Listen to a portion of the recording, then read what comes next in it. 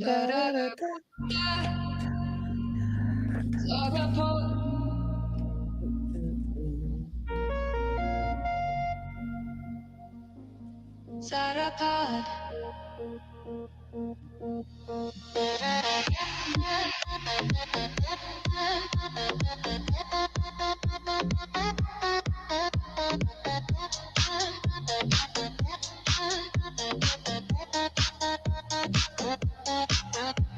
We start with a mic and a phone. You don't have to be a broadcaster. Come join us. We'll show you how to be a podcaster. Stories to tell, ideas to master. Your voice will be heard and you'll grow even faster.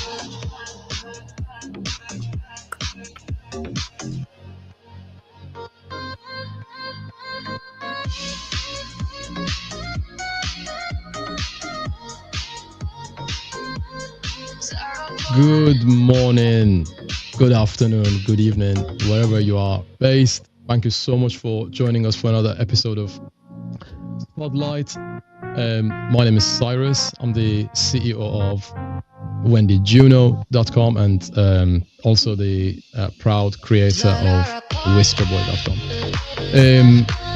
In today's episode, we have good news for you guys and we have bad news. So, first of all, I'm gonna let Zara introduce herself and introduce our phenomenal guest today, Chieta. So, Zara, please take it away. Okay, Cyrus, there is a slight issue with the technical StreamYard issues today. But guys, I'm Zara Camp, the founder of ZaraPod and the founder of Real Talk Reclaimed. Today we have with us a remarkable individual who has become the number one. I am going to pass her on to you. She's all the way from a very beautiful country, multicultural, multi-global, multilingual. So I'll pass the mic over onto you, my lovely.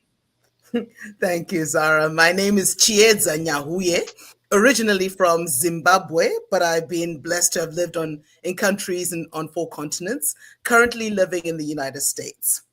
I am the founder of African AI Auntie, and my mission is to impact young Africans' lives in terms of co-creating contexts where their brilliance shines and empowers them to solve Africa's developmental challenges through AI-powered online business solutions.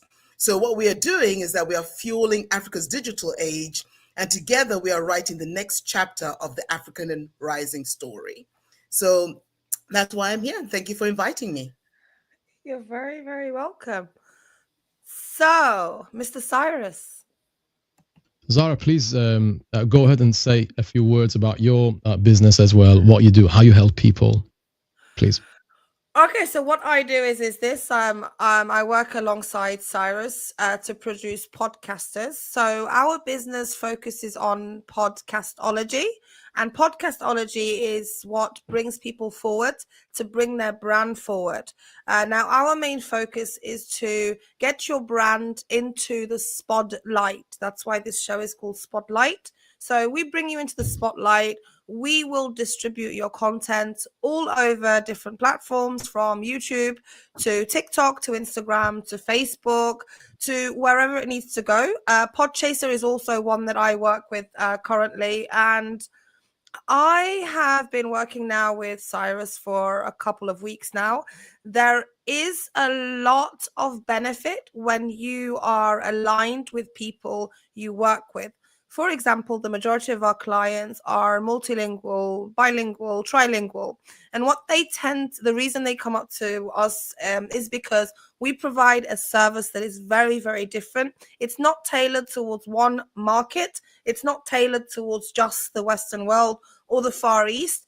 It's tailored towards countries you wouldn't quite tend to hear in relation to countries that produce podcasts in one language. So, for example, having a podcast that is bilingual in Arabic, in Hindi, in Chinese, in Swahili gives the other viewers or the other listeners a chance to understand your business using the tone of CQ. And when I say CQ, I'm talking about the contents. When you are bringing a brand forward, you have to understand the reason why or where your brand needs to go. There are so many brands within the UK market. The UK market is very saturated, right? If I'm looking at just one window with one garment, it's pretty boring. I need to get the whole outfit. So the idea of Spotlight is to bring all of those garments together, to bring you into the spotlight where not only one country recognizes your vision, but more than 6, I would say. I'll pass you over, Cyrus. Over to you now. Thank you ever so much. Thank you, Zara. So today we've got a lot to cover, guys. We have a lot to cover. Yesterday I promised to bring Chiedza to the show. I delivered, didn't I? So we have the pleasure of having Chiedza with us in the studio today. So in our virtual studio, I'd like to say a quick hello to my friends and family and my followers on YouTube, LinkedIn, and on Facebook. Thank you so much for spending your time with us today. You could be anywhere, you could be doing anything, but you are here because you are a part of our community, and you like to be here, and we're not going to disappoint you. Okay, we're going to deliver value minute by minute this show, I promise you. So let's, without any further ado, let's start. Let's dive right into it. So, guys, there are 2 types of people dealing with AI. One type thinks, if AI comes and replaces me. Second type, when AI comes and replaces me. Okay, there's a massive difference. Only one word difference in these 2 sentences, but the difference is massive, right? I'm not sure if I'm supposed to use that word. The difference is massive, right? Okay, so there's a huge difference between the 2, right? Now, if you are a person who thinks I'm gonna take a risk and find out, okay, that is not one of those things to wait and find out about. It's about your livelihood, okay? This is about your income, all right? So it's about providing for your future, providing for your child or children, providing for your wife, providing for your family, right? And providing for your husband, okay? So, we, generally speaking, we don't just live for ourselves, right? We live for us, and we live for our nearest and dearest. Okay, so some of us have responsibility, like extra responsibility. Some of us are absolute legends, and they are paying for their extended family sometimes. Sometimes they are paying for the nucleus family, right? So if you are one of those individuals, you have my utmost respect. Okay, so this is of extra significance to you, right? So even if you're not paying for someone else, you're paying for yourself. You are important. Your future is important, right? So it's not like you are less important. You are equally important. So that is the reason why you have to have a plan. Okay, so that these things are happening as we speak, right? So do you remember when apps came to our mobile phones? So in the past 10, 20 years, apps have been coming, right? So when those came, there were people who were talking about AI. Nobody believed them, but it's already here, right? I hear from some of my people, some of my friends, they don't use Google very often anymore in terms of search and things. People go to ChatGPT. A lot of people do that. 5 years ago, 6 years ago, ChatGPT wasn't a thing.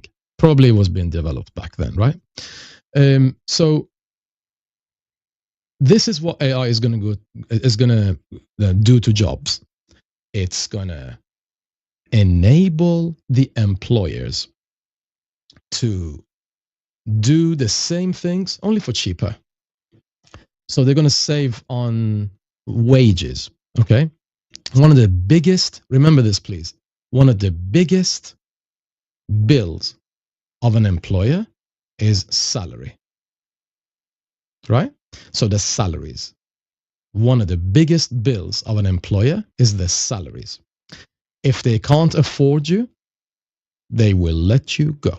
That's how it happens. It happened at the beginning of pandemic to me for the first time in my life. That's what made me think, actually.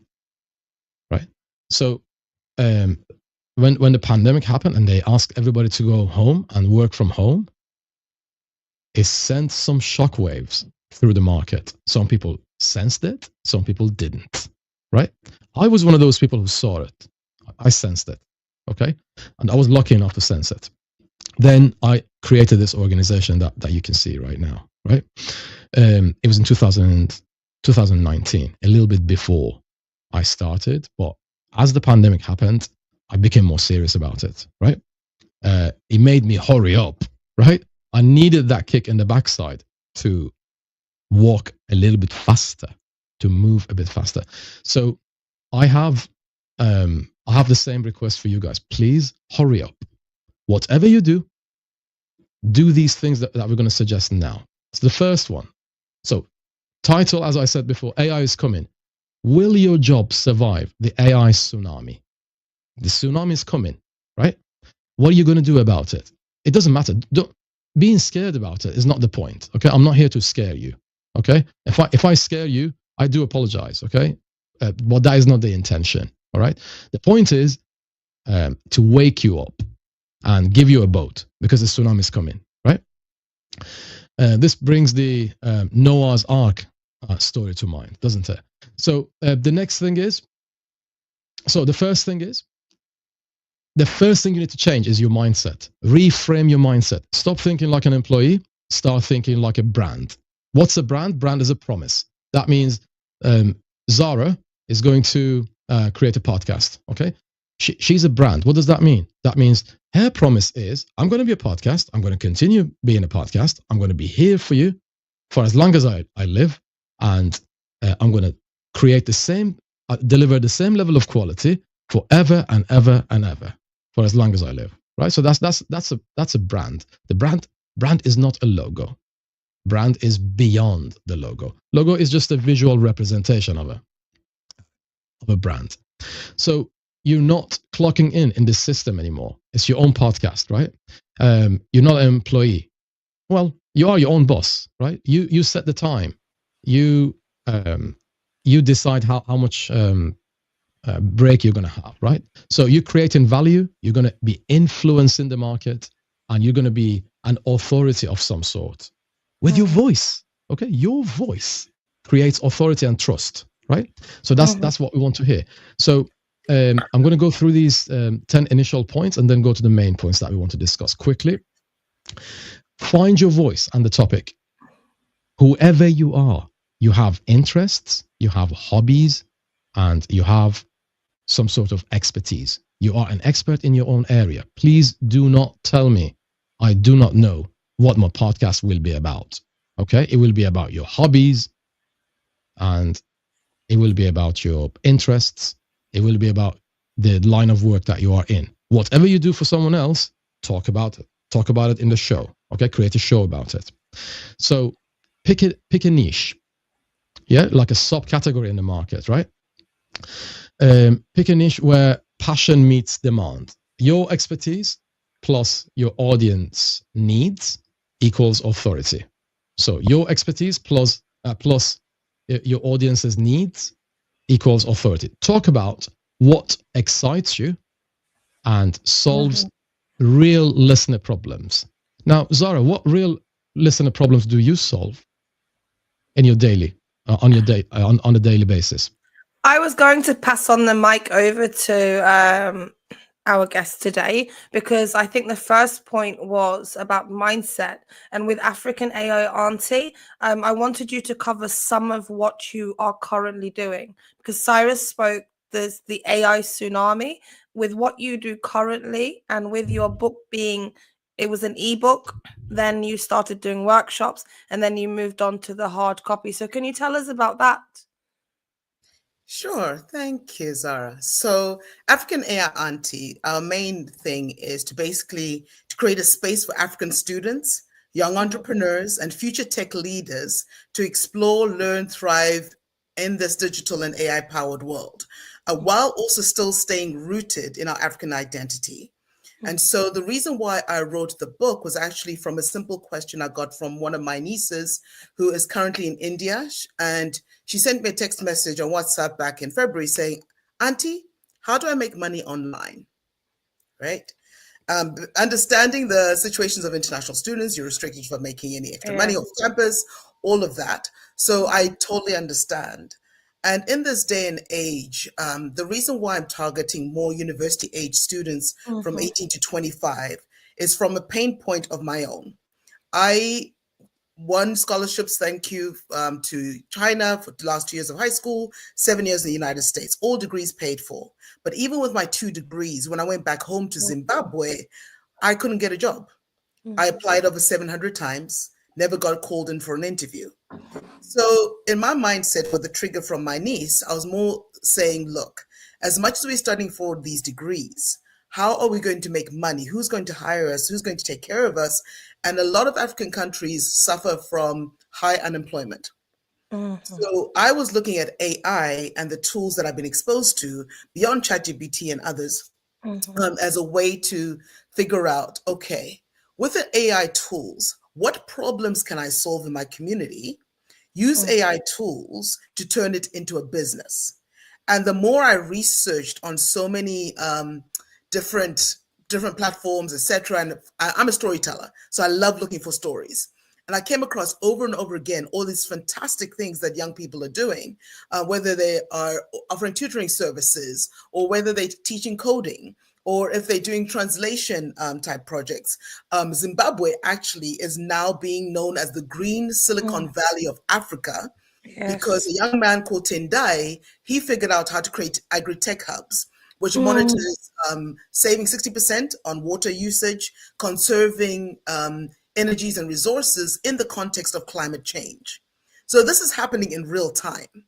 So for myself, I thought, okay, how can I alleviate the pain that I know a lot of university graduates or university students are currently suffering? Like, okay, as much as I'm studying and my parents are sacrificing so much for me to be here, because I know scholarships are quite rare, how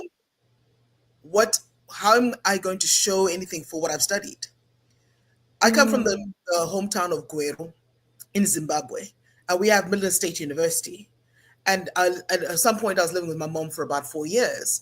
And every year, hundreds of thousands of students flow out into the streets with their graduate caps and gowns.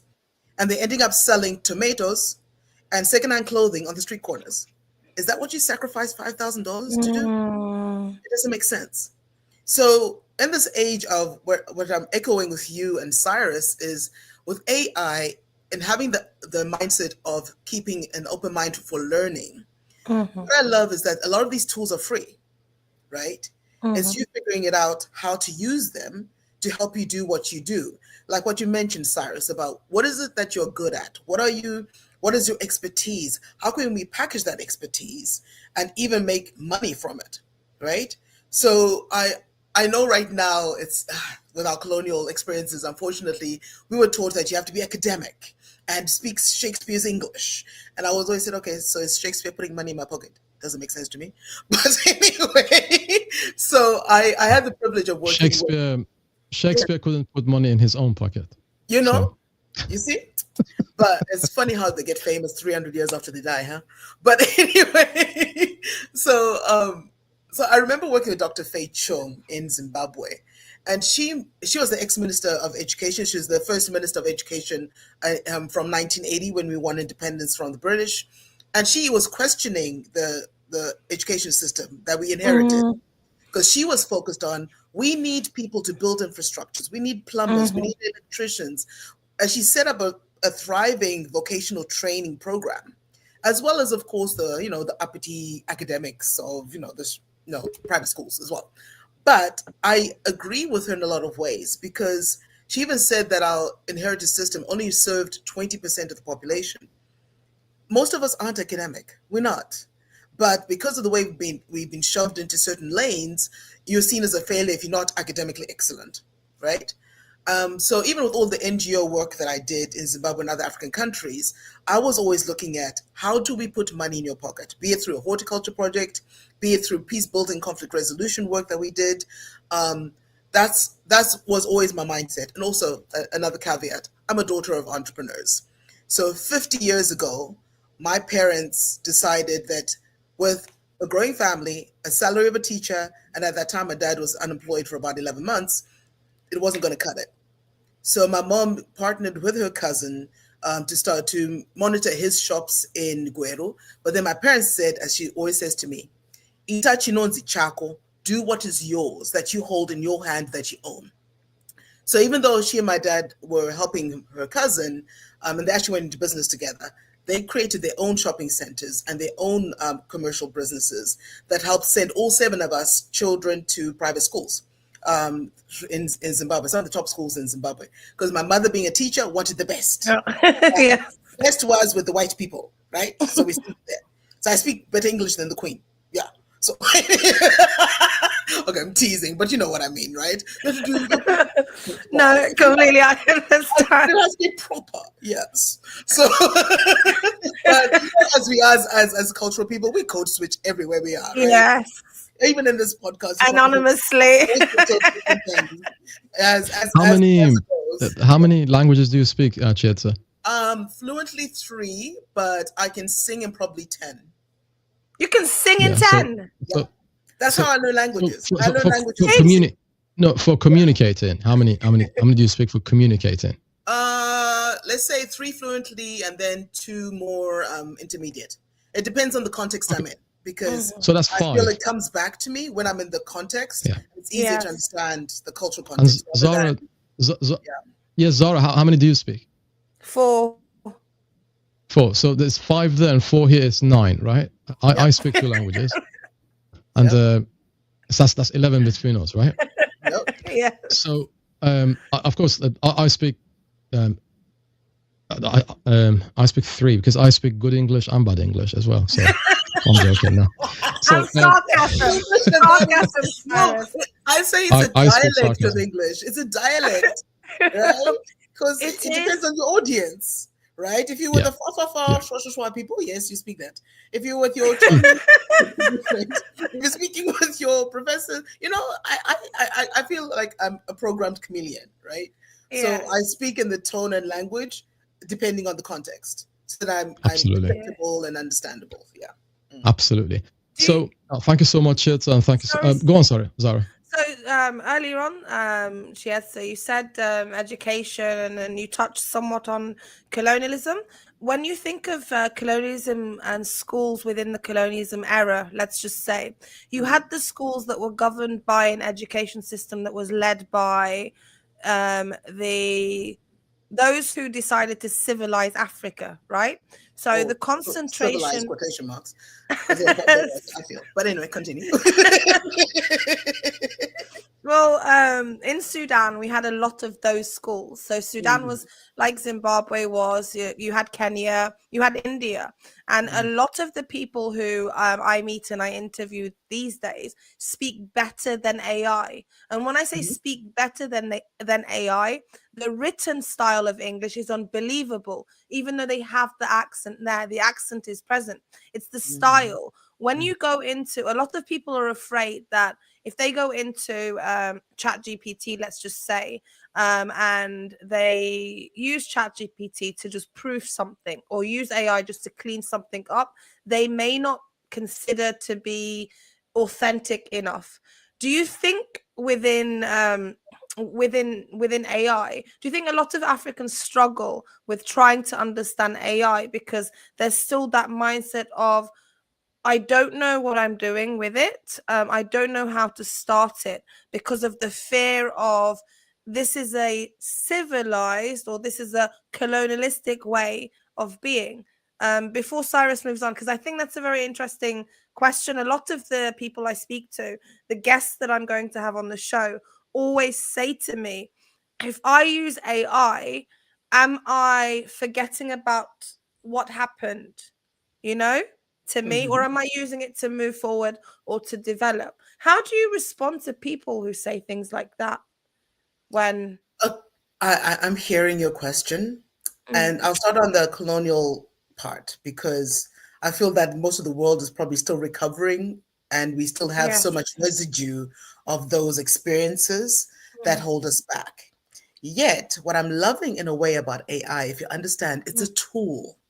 It Mhm. doesn't condition you to do anything. I'm seeing youngsters, even in high school, are creating AI translations for their indigenous languages. That's why I'm very grounded in whatever I'm doing on the continent. We need to be rooted in our own cultures.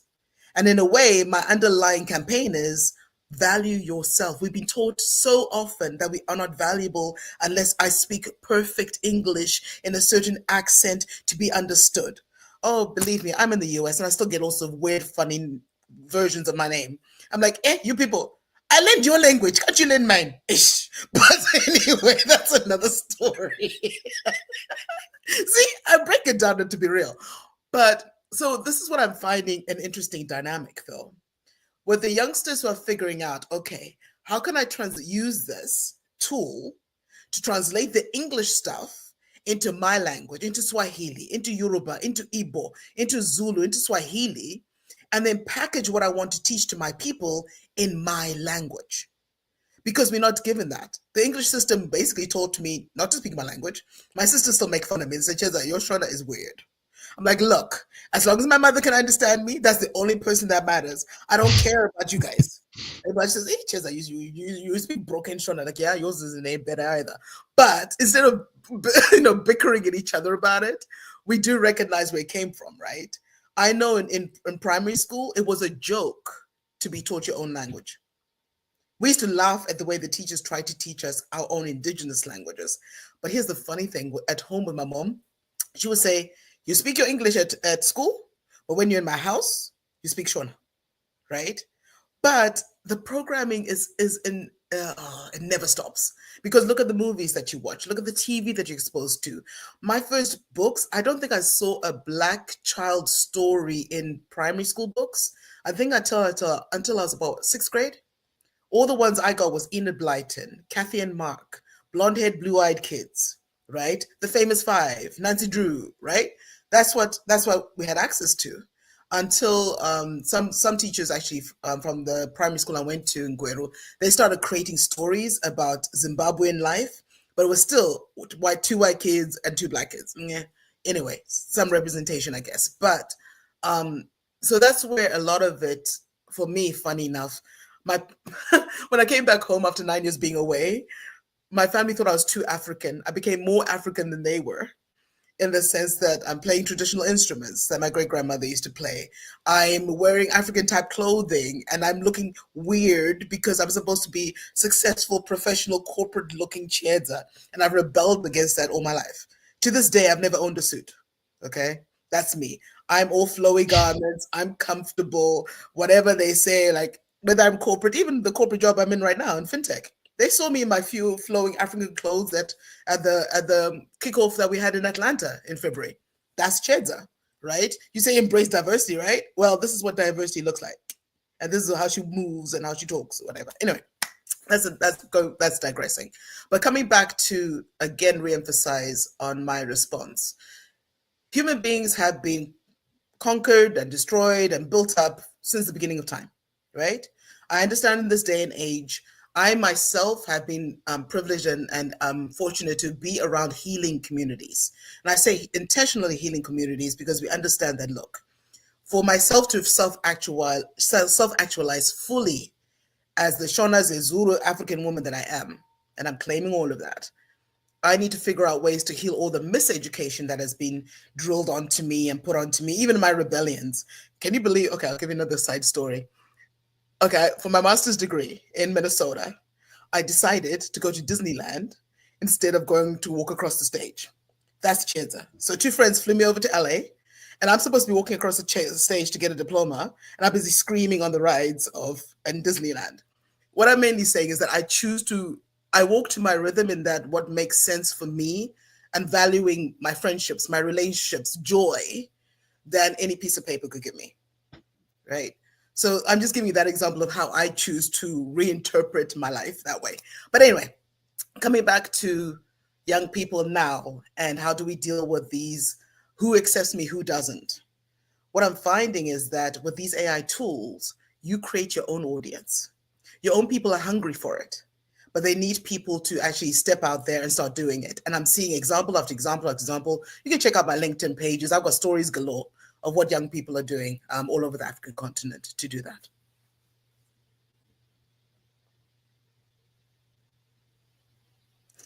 You're mute. Thank you so much. Thank you so much. So, thanks for your valuable share.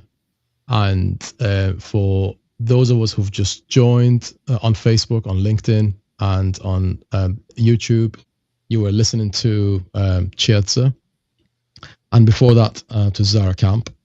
And we're talking about the tsunami that AI is, which is coming. Mm-hmm. It's not if, it's here. It's when. It's when, right? It's not that if it's coming, it's when it's coming, and it's on its way, and it's already arrived. We're talking about increasing its effects. Okay, we're not talking about whether it's going to come or not. It's already there. So, out of the initial points that I was making about what to do and what you can do to actually prepare yourself, just set up a simple gear first. What do I mean by simple gear? You have your phone, don't you? You have a simple microphone probably. If you don't, just you can pay under $100 or £100. You can buy something really, really decent. So some microphone of decent quality. That's what I mean. So don't overspend, and start with a USB microphone or headphones and free editing software. If I ask Zara's going to say what editing software you can use free of charge. Go on, Zara.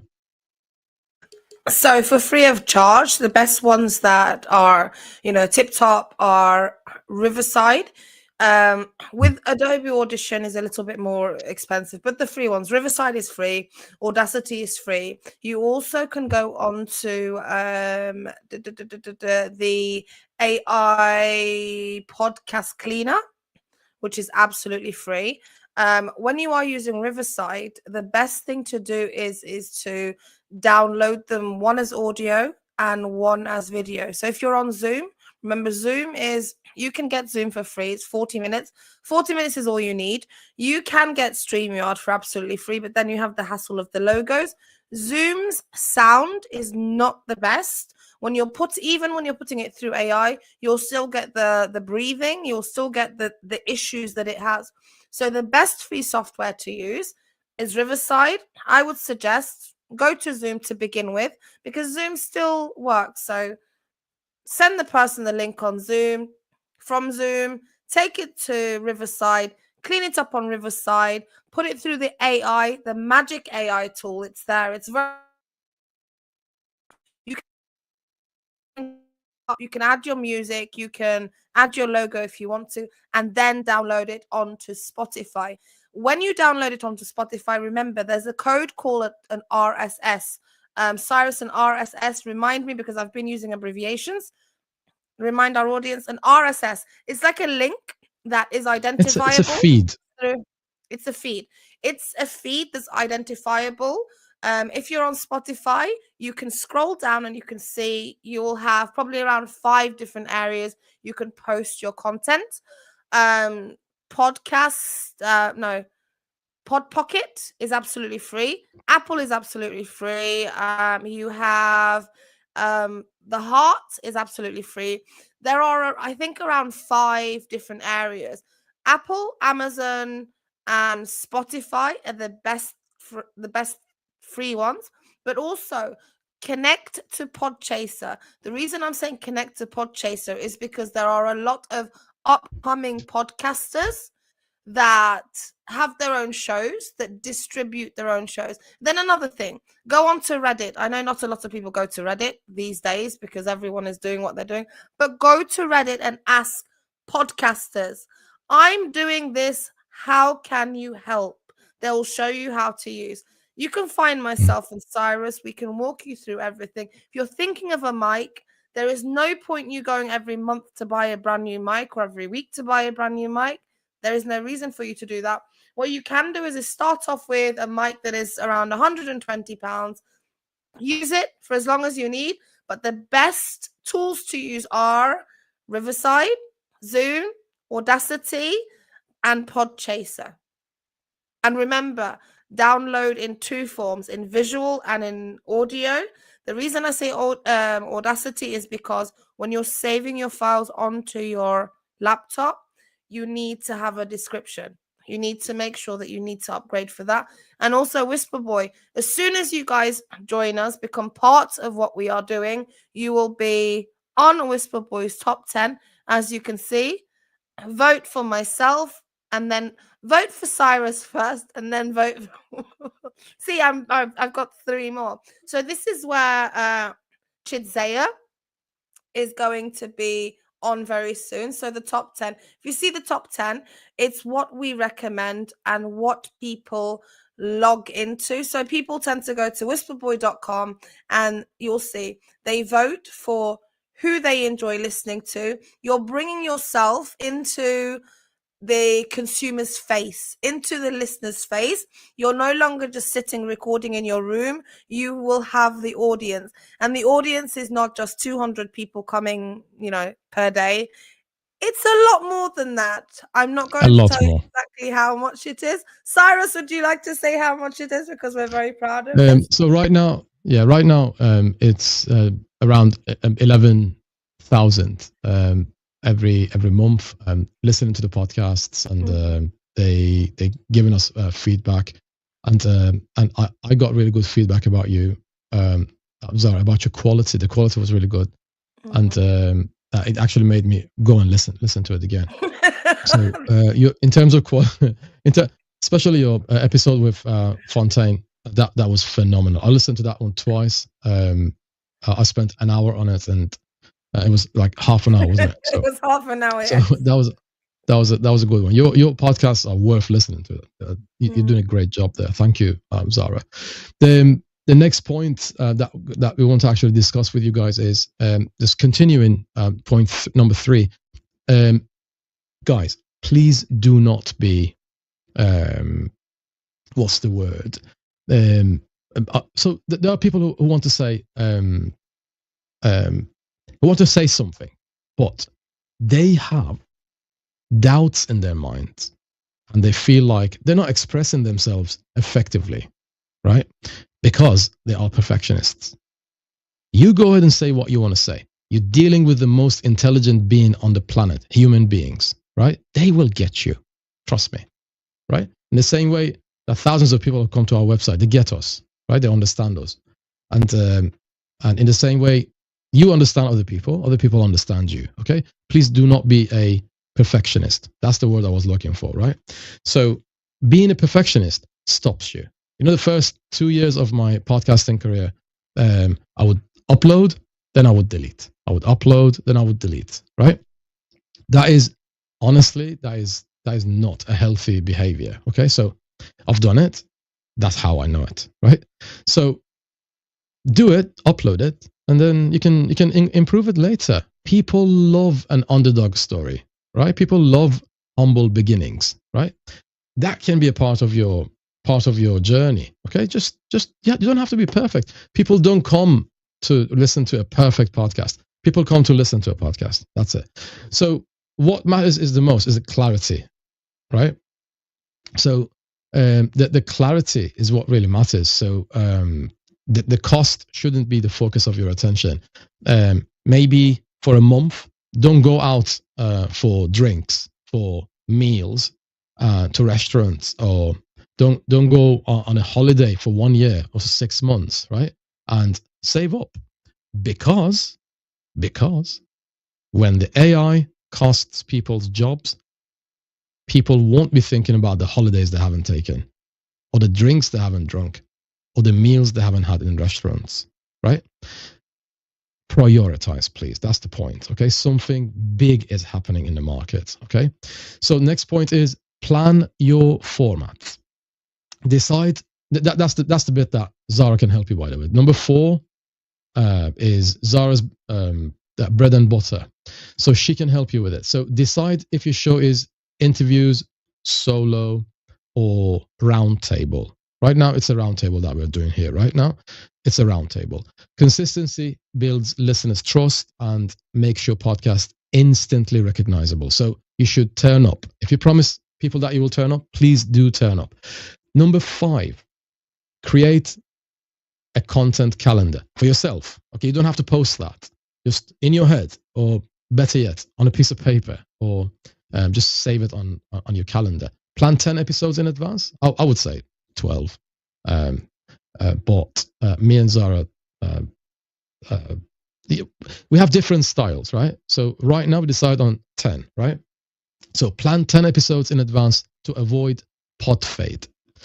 Preparation ensures consistency and keeps you from stalling when motivation dips. Okay, so you cannot afford to tell the market, I am sorry, I am demotivated, I cannot produce the value that I promised you. Okay, so what's pod fade? When people create podcasts, after a short while, after a few episodes, they disappear because they lose their motivation. Okay, so if you are one of those people who one day is motivated and the next you're not motivated, please remember that's going to damage your podcast. That's going to damage your brand. Number 6, brand your podcast.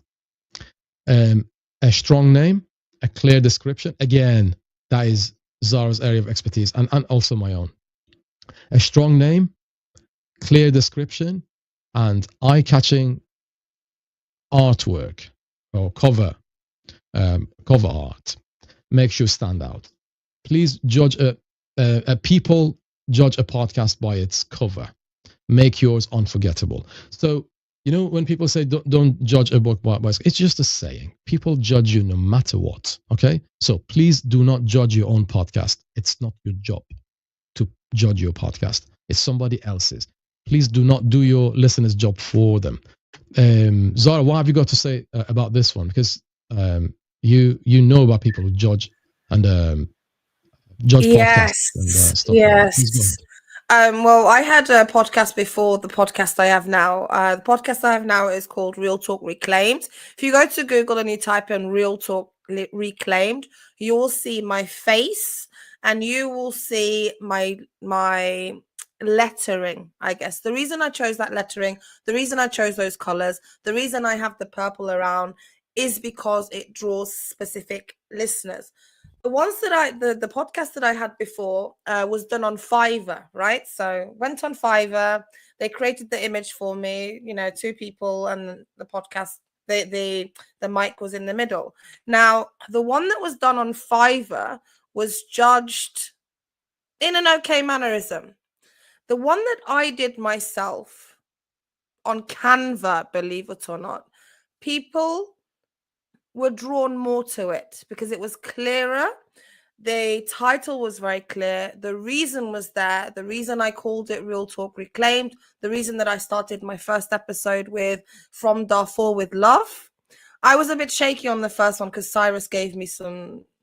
Cyrus, as a listener, sometimes you have to take advice from a podcaster who's been doing it a lot longer than you. I've only been podcasting for about a year and 2 months now. And to get feedback from an expert such as Cyrus gives you an ability to understand. Okay, so the image is good. The voice is good. The brand is good. You need feedback. You have to be criticized. Find different levels of people. Your listeners will give you the feedback. When they give you that feedback, take everything they say with a pinch of salt. You don't have to change it completely because at the end of the day, sorry for interrupting you, Zara. What happens if the podcaster doesn't take the advice on board? Ooh, your listeners start dropping off. You're creating a show. You're creating a show to entice listeners, right? You want people to come back. If you don't take their advice, they think you're arrogant, and the only thing you're doing is showing up online to speak about yourself. But when you take their I always post my episodes on TikTok, and I always have messages that say things like, well, I like this part and I didn't like that part, and you should change this part, and I think this part is not good, and you will always get that. Now, what I do with people who say things like that is I respond back to them. And I say, what would you like to hear? What did I do wrong? How can I improve?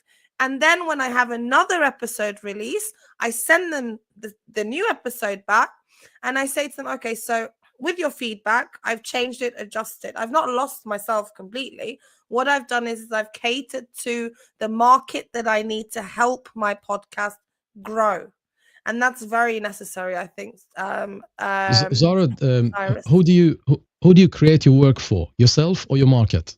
No, my market, and then myself. And why is it important to prioritize the market over yourself? Because the market is the most important. Obviously, there are reasons why you're not doing a podcast not to monetize it. If you're doing a podcast just for a hobby, then fine, fair play. But if you want your podcast to move and create movement, you need to create change in your own life. You have to make sure that the market hears you, because how you move in your life depends on how much the market values your move. So the movement is there. The reason is there. Thank you so much. Just like Zara said, you're not creating it for yourself. If you're creating it for yourself, you're a hobbyist. Mm-hmm. If you're creating it for the market, for the audience, you are an entrepreneur. If you're launching it, you're a launcherpreneur, right? Mm-hmm. So now moving on. Brand your podcast. A strong name, clear description, and eye-catching cover art. Make sure podcasts stand out. Please remember, you're creating it for the eyes and ears of other people, okay? So make it eye-catching. Number 7, learn basic editing and publishing. Zara already covered this bit, so we're going to quickly whiz through this one. Use tools like Descript or Audacity to polish sound. Distribute through Spotify, Apple, or Buzzsprout, so your voice reaches every platform. Zara, you asked me a question earlier about RSS. I found the answer. RSS stands for really simple syndication. So basically, RSS is a line of is a link that links whatever is happening on your website and transfers all of those changes to platforms like Spotify or Apple. That's how Spotify and Apple find out. You just uploaded a new episode, right? That's how they find out. So RSS makes that possible. So your voice needs to reach the platforms. Then the platforms distribute your voice and your podcast episodes to people, to their listeners and viewers. Number 8, promote ruthlessly. So you have to be promoting at all times, right? When you meet your sister, by the way, I just uploaded a new episode, right? Yeah, can you please listen to it? Don't miss anybody out, okay? So talk to your friends about it, because your next sponsor could be sat next to you on the tram or on the bus, okay? I know people who found a sponsor in the United Arab Emirates in a company where there was a conference, a seminar happening, right? So there was this lady who spoke to somebody who had just met, right? Oh, is that your card? Oh, no, that's my card. Oh, are you in the same seminar? Yes, I am in the same seminar. What's your name? My name is this. What's your name? My name is that. Oh, that's your surname. Do you know such and such person? Yeah, that's my sister. Oh, hang on a minute. I'm from the United States. How do you know that person? Oh, I went to school with her. Are you actually her sister? And she said to her, yeah, let me dial her now. And then dialed her and said, guess who I've got on the phone with me here right now? your childhood schoolmate, right? And then they got connected, and that person in that seminar became her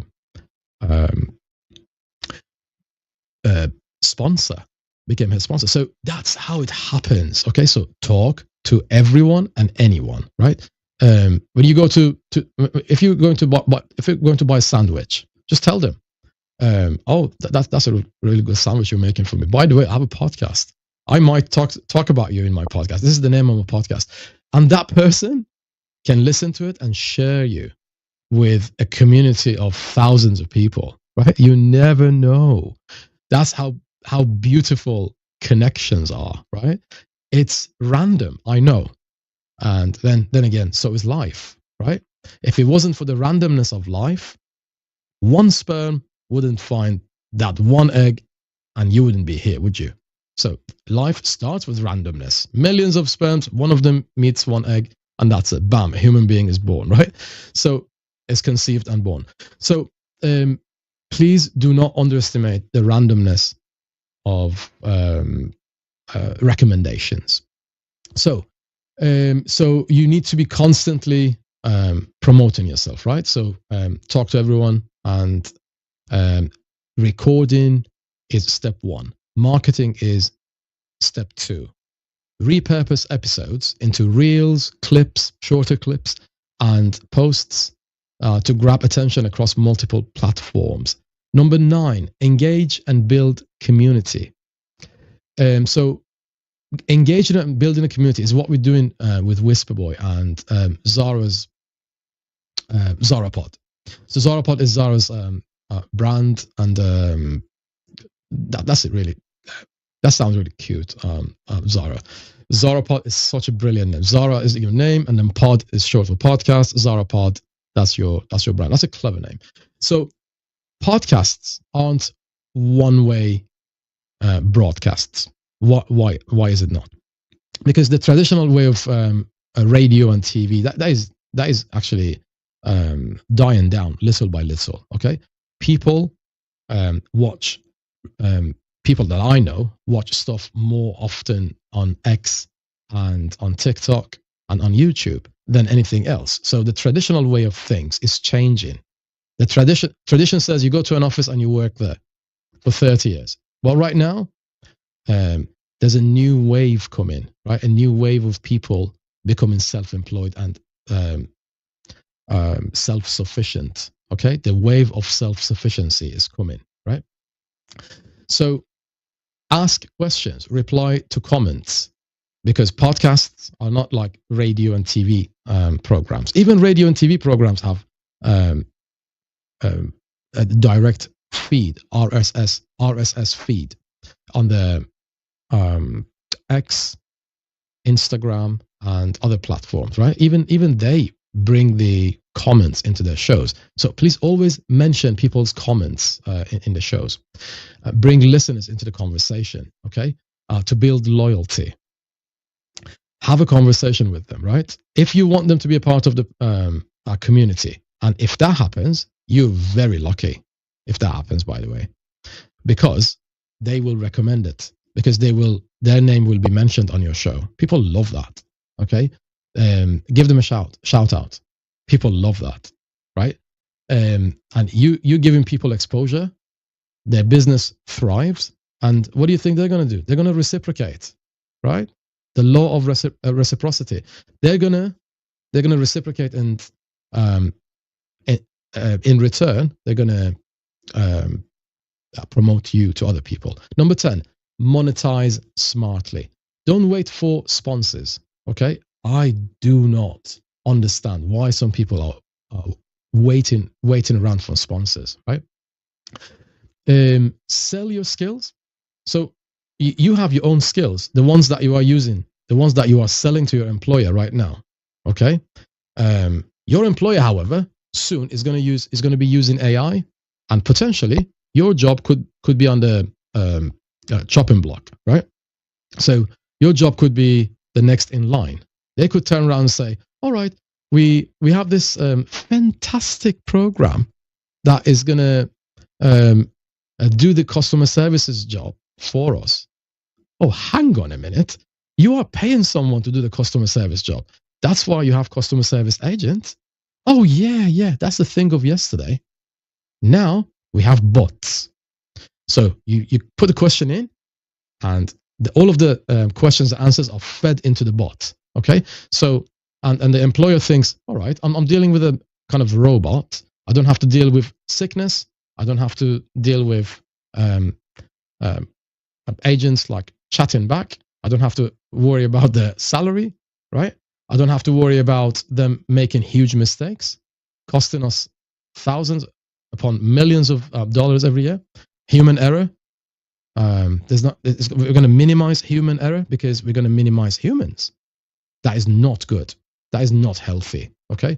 And if you're a business owner, please remember you should not do this, because that in the long run, it will cost your brand. You will save in your business when you save on salaries, but in the long run, it will cost your brand. So a podcast is a trust building funnel, and monetize from day. You can monetize with it from day one. So the best thing you can do is learn how to work with AI. Okay, please do not be afraid of AI, because there's no point in being scared of it, right? So when something new comes, a little bit of fear comes with it because people don't know it yet, right? Change is scary. That's how life works, right? So about the fact that change is scary, I'm going to ask Chietza to share her experience with us, and because she was the woman who many years ago she immigrated. She migrated to a country, right? To a really, I love this story. To a really I'm not going to say hostile environment, but to an unknown environment.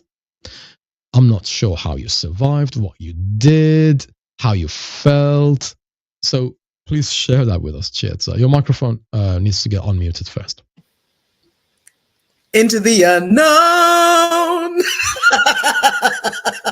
I think it's a song. So hey, I did plug it in for Frozen. There we go.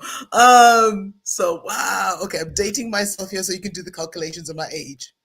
30 years ago, I won a full ride scholarship to go and finish high school in Hong Kong, China, at Li Po Chun United World College. So these United World Colleges bring in students from at least 100 different countries.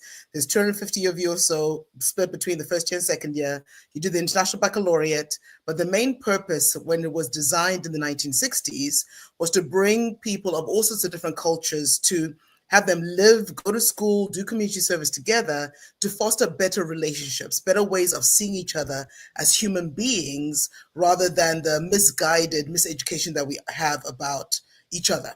I know there's stereotypes about China, stereotypes about African countries, stereotypes about, the United States. So for us, the way in living with each other, my first roommates were from Mexico, Canada, and Hong Kong. So, and 4 of us were sharing a room, right? We didn't even have partitions, it's just a room and there's 4 of you. So it was intense immersion. But what I appreciated about that experience was just realizing we're all human beings.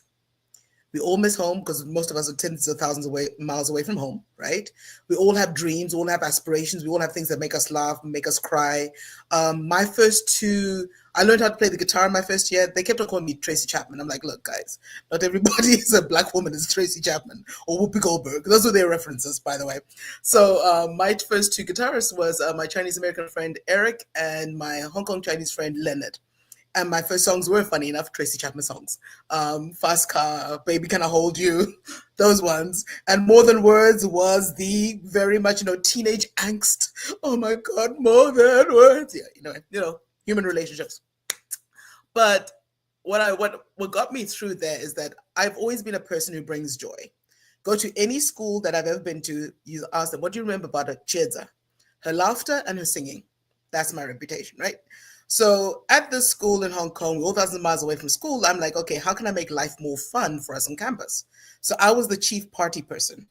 And I was very good friends with the accountant. So I go to him and say, YC, so there's this thing called Halloween. I'm from Zimbabwe. I don't know what Halloween is. I've seen it on TV. So I go to YC. there's Halloween coming up. Can I have some money so that I can go and get decorations and have a good party for the campus? He knew me almost every 2 months. I was coming to him like, I've got another idea. Let's do a Christmas party. I got another idea. So for me, it was more of, okay, how do we get ourselves to tap into the joy that brings us all together through music and dancing and song and having a good, healthy time? And of course, we're teenagers at the time, though some did go and find some booze, but it wasn't common. And so it was a much healthier environment. And I was also very lucky that I had an Australian host family. They had actually visited Zimbabwe that summer before I got to Hong Kong. So they were offered themselves as a host family. I became adopted. They had a redhead daughter called Stephanie and their son, oh my gosh, Alexander. Yeah. So Stephanie and I became best friends. So people would look at us when we walk in the streets of Hong Kong. They see this black woman with braids and this red-haired little kid. And the parents say, oh, Stephanie's adopted. Chids is our daughter. And then people would raise their eyebrow like, what? But anyway, they were very close to me. I invited them to the campus events. We always had cultural nights. So we celebrate different continents. Funny. So there'd be food, there'd be dance, there's entertainment. So Chez's host family was always smack in the middle of that. That's how, and they'd also let me escape to their house because they lived like 20 minutes from campus. So I'd escape a lot. Mm. Thank you. So what I wanted to ask is, how did you feel when you moved? I'm talking about that change, right? Okay. So how did you feel when you moved from one country, your home country, to another? Were you feeling kind of panicky? Were you excited? Were you nervous? How did you feel? Because that's a massive change. Actually, for me, I was super excited because I've always had multicultural friends, even in Zimbabwe. So it wasn't that much of a difference. For me, I'm always the adventurous one. I was begging my mom to go to boarding school when I was 8 years old because my older sisters would tell me that they were having so much fun and all the mischief they got up to. So I wanted to do that, right? So, and even when I was in high school, my high school is called the Pink Prison, Arundel, because it literally has pink walls. And so in boarding school, you felt like you were in a prison. But when I got to China, I saw it as a bigger playground. And it was exciting to learn different cultures, hear different accents, understand that Chez's excitement when she talks too fast is way too fast for the majority, because all of us had to speak English.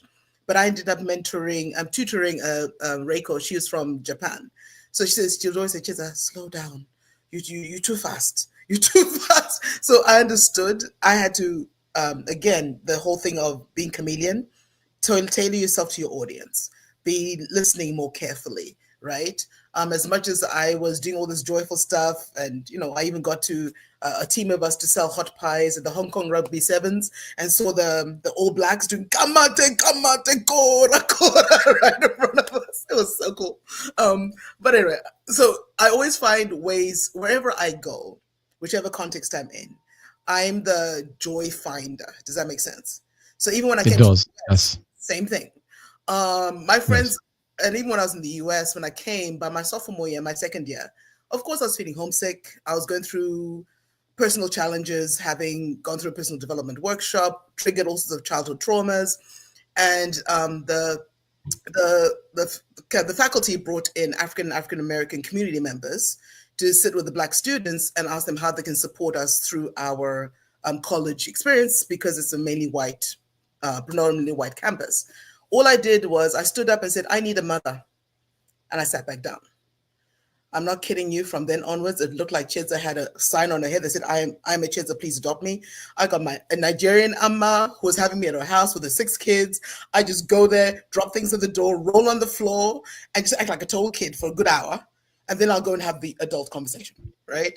I had aunties who were Ethiopian. She would dress me. Every time she saw me with an African dress, jewelry, I had aunties in New Orleans, Oakland, New York, Chicago. So in that way of in being in different countries, it's funny. I came from a very nuclear family. Even though we're a big family, I didn't have aunties and uncles around me because there was a rift between my dad's family and my mom's an only child. So this thing of tapping into this African way where they say it takes a village to raise a child, I did that in Hong Kong, got my village. Mm-hmm. I did that in the US. Wherever I went, I found ways to find moms because that's what I needed. And now that I'm auntie of 14 nieces and nephews, and I've got plenty for every single continent, believe me, I'm just like, Chiefus, they just keep coming. I'm like, Auntie Cheza, Auntie Cheza. Some of them call me Auntie Sister Mother because these are my Malawian kids. Because I was at that stage, I was in like my late 20s, early 30s, right? So they used to call me Auntie, like, no, I'm your Auntie Sister Mother, depending on how I feel. And so to this day, they don't introduce me to their friends. Like, oh, this is my Auntie Sister Mother Cheza. What? What does that mean? Auntie Sister You answered my question in detail and beautifully. So what I understand is, and what I'm inviting our listeners and our viewers to do, is use your strategy. Your strategy was not a strategy. So your strategy was to not have a strategy and put your feelings front and center of what you do. When you do that, people connect with you. Yep. We are living in a world that everyone tries to communicate, but very few succeed to connect, because there's a world of difference between communicating and connecting, right? So there are two entirely different things, aren't they? So you went in there and you said, I want a mother. And you found more than just a mother. You found a community. Right? Because they realized, yes, they realized you are reaching out. Mm-hmm. This is what happens when people reach out honestly, right? So you have to be just be yourself.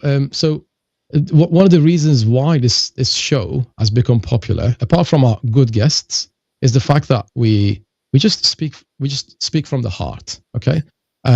If you listen to me, thank you. If you don't want to listen to me, again, thank you. Okay. Anyway, I am grateful. Okay. And because it's a good day. Any day above the ground is a good day. Right. So that's the way I look at things. Right.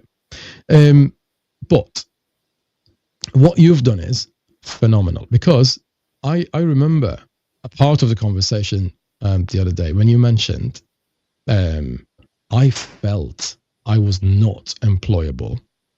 Yep. And it's maybe not in those words, but that's the way I understood you.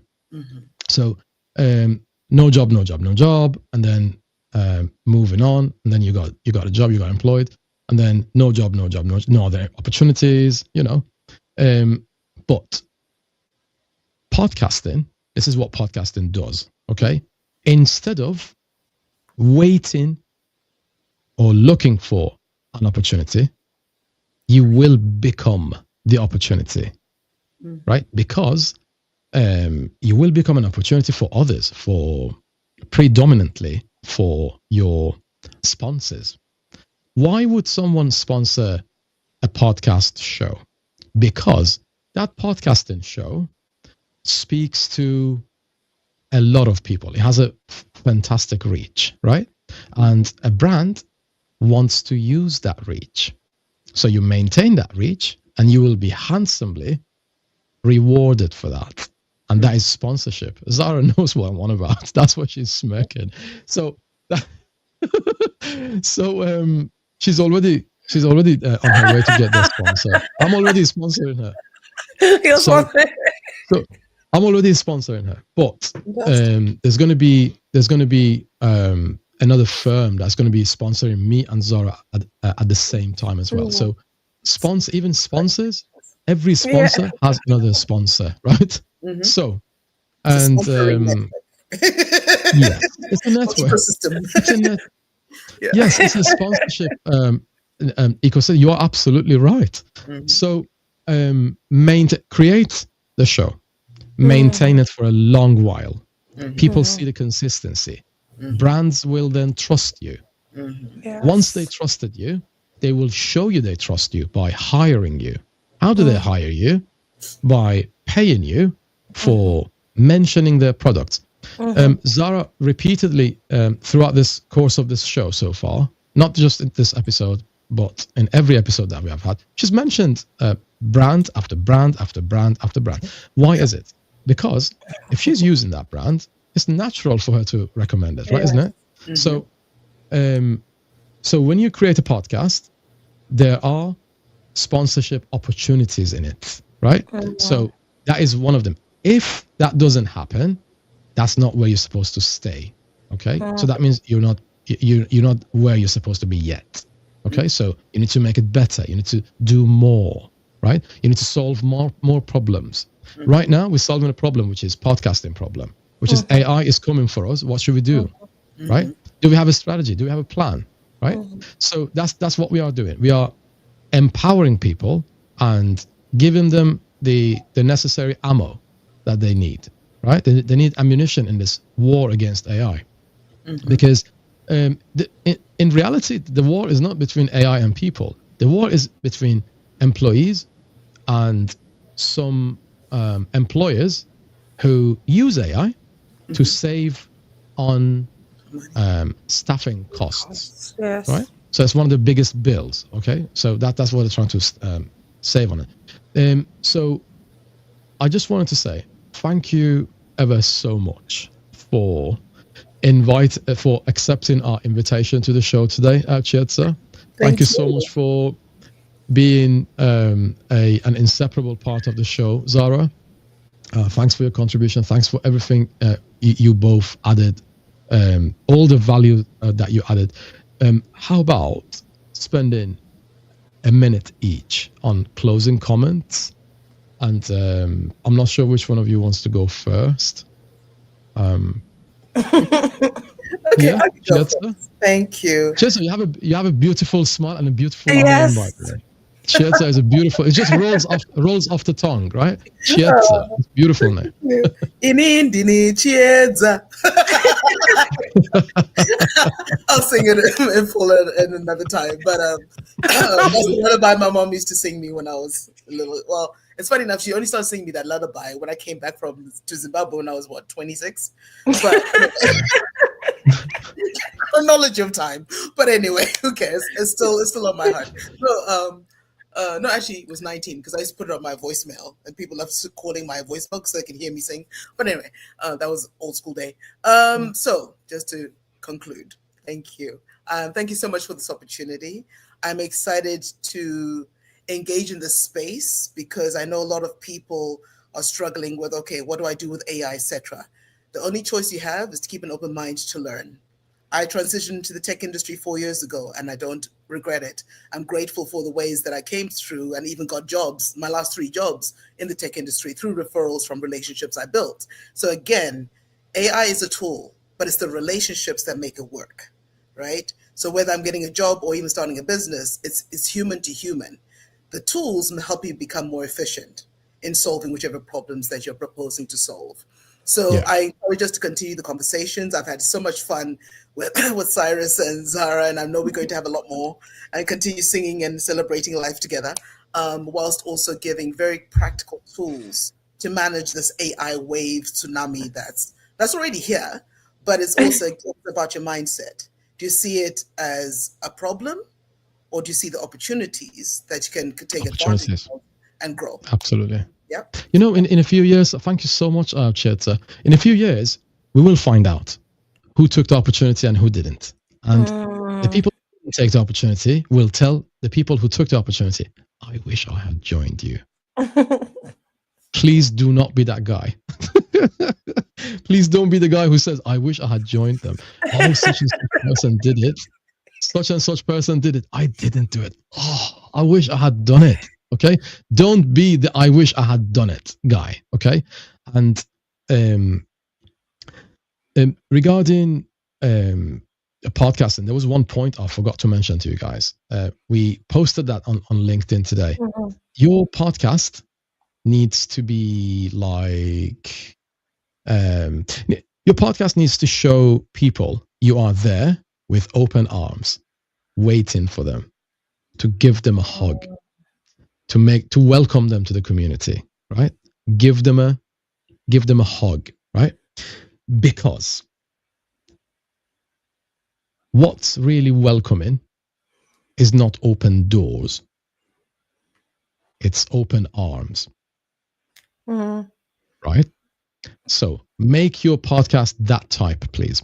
Now, any closing comments, Zara Camp? You the stole podcast it. You stole a metaphor. I was going to use a metaphor. Now I have to think of a different one. So how I see podcasts. So I'm going to use my own one, right? So what I see podcasting to be and podcastology to be is kind of like having a seed and planting it right now, this very moment. Like in Africa, we have the proverb that says, if you did not plant a tree 20 years ago, start now. Your journey starts now. It begins now. How big your tree grows is completely up to how much you pump into it. When Cyrus was talking about investing in self, invest in this moment, because when AI comes for you, at least you'll have a tree that shades everyone. Because in Africa, as you know, we have the big babao trees, right? And we have the trees, the neem trees, and underneath the trees we have jars or pots that are made out of clay that we fill with water. Anyone that How comes past can beautiful. drink from that water, right? Anyone that comes past can sit underneath that tree. When you become a podcaster and you join a movement, the movement is us, you will see the families that you have now, the families you will have later, will all find the fruit under the tree that you have started to bury, or the seed that you've only just started to bury now. So guys, so what about 20 years? We're moving now and we're continuing the way forward. So thank you very much. This is Zara Camp and Cyrus. I've finished. My metaphor's better than yours. Oh well. I had to say that. So now we've spent over an hour together, Yes. and we shared a lot of things. I just wanted to have a couple of words with our community as well. Please come to our comments and come into the comments and tell us what you think, and tell us which country you are from. And we get a lot of people from different countries. Please tell me what country you are from and what languages do you speak. Language you speak, yes. Because there are collaboration opportunities here waiting for you. Okay, so tell us what you think of the show, and it doesn't have to be necessarily positive comments. If you have any criticism, please give us your criticism, because that's how a business grows. I am desperate for your criticism. Okay, please give me your criticism.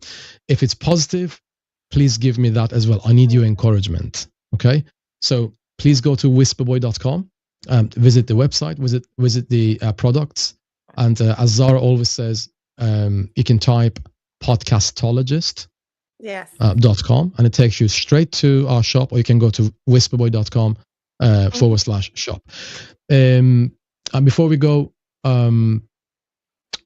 Chietza, please tell us your book. The name of the book and the website. The book is Global Degree African Roots. It's basically asking me how to start an AI-powered business to fund your education. So that's it.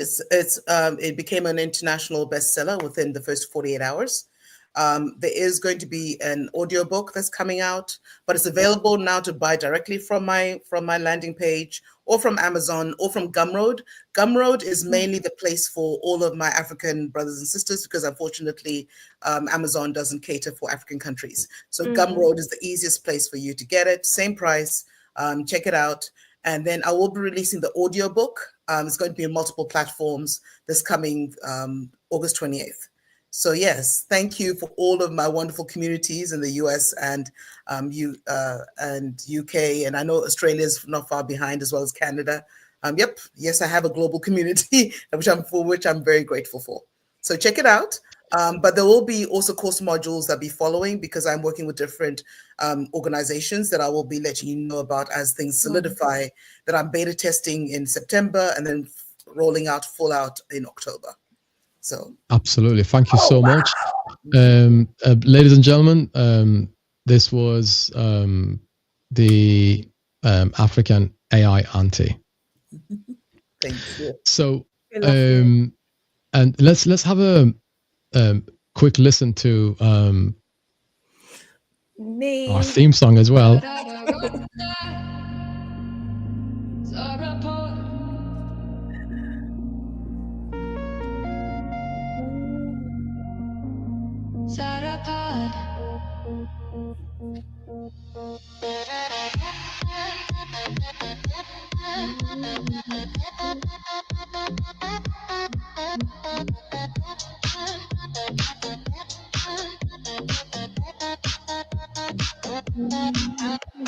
Start with a mic and a phone. You don't have to be a broadcaster. Come join us. We'll show you how to be a podcaster. Stories to tell, ideas to master. Your voice will be heard and you'll grow even faster.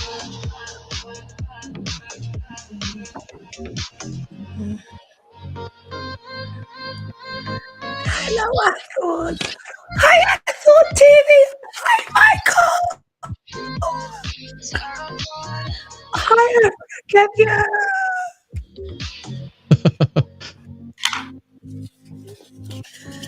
Hi, everyone. Okay, guys. Thank you so much for joining us. And I wish you a lovely morning, afternoon, or evening. Take good care of yourselves. See you in the next one. Take care, guys. See you guys. Lots of love. See you. Bye, everyone. Bye. Bye.